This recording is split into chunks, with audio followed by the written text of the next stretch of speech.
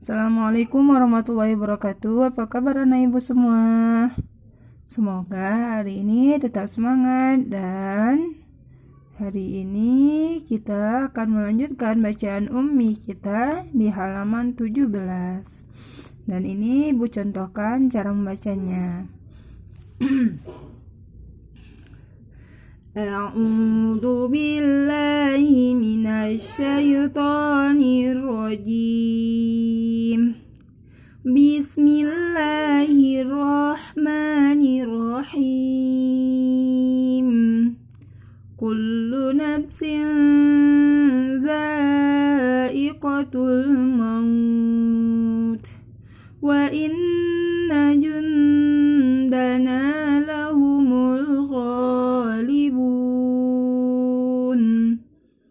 wal akhiratu inda rabbika lil muttaqin yawma yatadhakkarul insanu ma sa'a faman syaa'a ittakhadha ila rabbihi sabila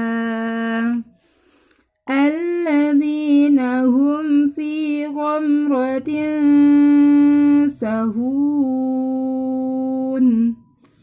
falyanzuril insanu ila ta'amih fantalaqu wa hum yatakhafatun Shadaqallahul azim.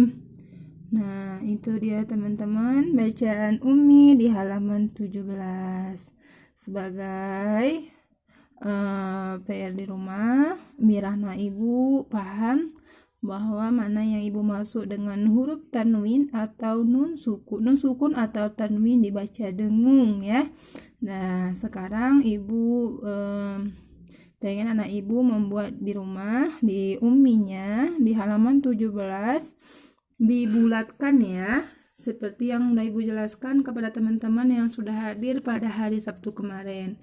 Jadi di baris yang pertama ini ibu contohkan kullu nafsin gitu ya.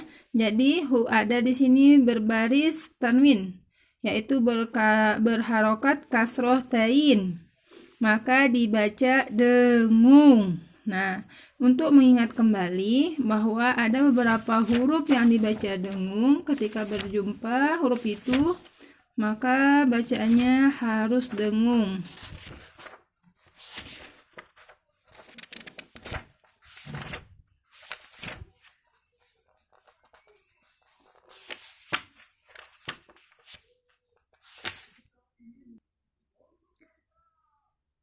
Nah, ini dia teman-teman. Ketika bertemu dengan huruf yang ini, maka bacaannya dengung ya. Atau nun sukun dan tanwin bertemu dengan huruf ta, jim, dal, zal, zal, kemudian sin, shin, sod, dod, to, zo, fa, kof, ka, maka bacaannya dengung.